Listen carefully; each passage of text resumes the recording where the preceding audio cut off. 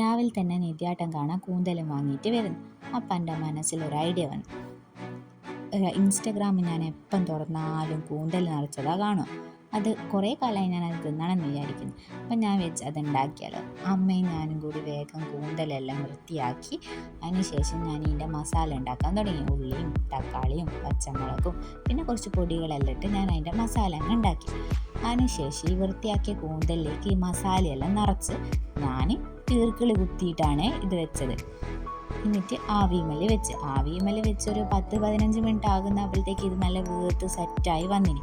എന്നിട്ട് ഞാനിതിൻ്റെ മസാല, അതായത് ലേശം വെളിച്ചെണ്ണയോ അതിലേക്ക് മഞ്ഞൾ പൊടിയും മുളക് പൊടിയും മല്ലിയും ഉപ്പെല്ലാം ഇട്ട് ഇങ്ങനെ മസാല സെറ്റാക്കി അതിനിങ്ങനെ അങ്ങോട്ടും ഇങ്ങോട്ടും എല്ലാം ആക്കി സെറ്റാക്കി എടുത്തു. അപ്പോൾ ഫസ്റ്റ് തന്നെ ഞാനിത് ടേസ്റ്റ് ചെയ്യാൻ അതുലിനും നിധിയാടിനാണേ കൊടുത്തത്. അവരടിപൊളിയാണെന്ന് പറഞ്ഞു. പിന്നെ ഞാനും തിന്ന്, എനിക്കും ഇത് ഇഷ്ടപ്പെട്ടു.